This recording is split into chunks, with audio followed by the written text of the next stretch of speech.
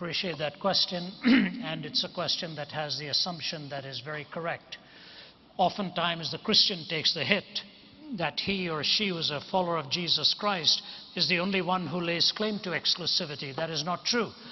Gautama Buddha was born a Hindu, and he renounced two of the fundamental doctrines of Hinduism, the authority of the Vedas and the caste system. He could not accept those two, went on his own journey in search of enlightenment, and came, of course, with the Four Noble Truths and the Eightfold Path and the ultimate extinguishing of desire in his nirvanic pursuit. So he turned his belief away from the religion of his birth in order to find a different answer. Islam is also exclusivistic in its claim, in all of its precepts and its 5 pillars and so on. What about these contradistinctions? The first thing we need to know is there are distinctions, there are fundamental differences. At best, there are superficial similarities. I often hear the question posed wrongly. They'll say, aren't all religions fundamentally the same and superficially different? No, they are fundamentally different, and at best they are superficially similar. What are the fundamental claims, for example? In Buddhism, the goal is to extinguish hunger, extinguish desire. I remember talking to the first woman monk who was from Thailand to be ordained into the Buddhist priesthood.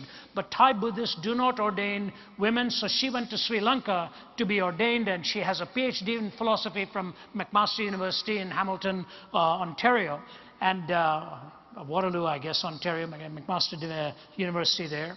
Got her PhD in philosophy, and she gave me the first interview. We chatted for well over an hour, one-on-one, and I sort of angled into some questions because I didn't want to be too discourteous. And one of the things I said to her is, I hear you're married. And she said, yes. I said, you have children? She said, yes. I said, but you're living in a temple by yourself? She said, yes. I said, do you not see your children? She started crying. She said, I have a car. I said, you have a car? She said, yeah. I said, okay. So she drove herself because she can't allow a man to drive her, she said, so she has to drive herself. And she says, every evening at the end of the day, I try and meet up with one of my children. She said, this is the hardest part of my life. I said, so you are on the journey to extinguishing the desire to be with your children. Is that right? Is that a fair assessment? She kept quiet. And then I said this. I said, the Dalai Lama has as his primary pursuit now the freedom of Tibet. She said, that's right. I said, why does he desire that? She looked at me and she said, we try not to get into these philosophical questions. Let's just say that he chooses to. You take a look at other world religions and see where these 4 questions are dealt with: origin, meaning, morality, and destiny. These 4 questions have to be answered in 2 ways. Follow me, please. Every particular answer has to correspond to truth, either through empirical form of measurement or through the logical reasoning process. And when those 4 answers are put together, they must cohere and not be incoherent. So the 2 tests, correspondence and coherence, I guarantee you, only in the Judeo-Christian worldview will you find these 4 questions answered with corresponding truthfulness and with the coherence of a worldview. Let me take just one example, and I don't say this to slight, but this is a fact and we have to deal with it. I've been invited in many, many Islamic countries, and I have open forums there, and going to go to one of the toughest Islamic countries within the next few weeks. They've hosted me in many parts there, and we've had dialogues. I want to give to you 2 things. In the Quran, it is the only historically claimed document that denies that Jesus Christ was actually crucified or died on the cross. Denies that.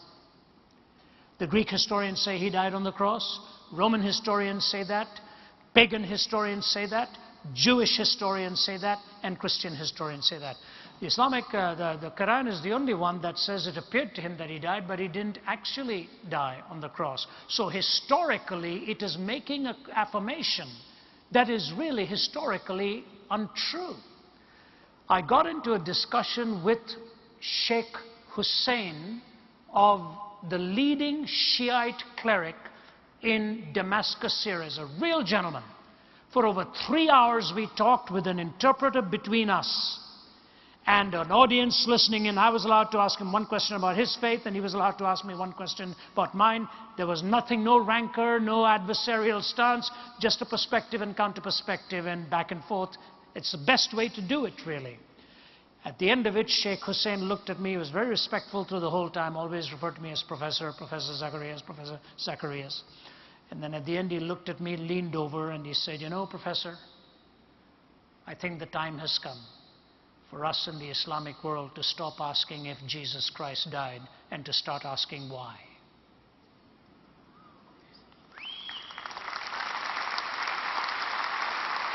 I said to him, "May I quote you on that, sir?"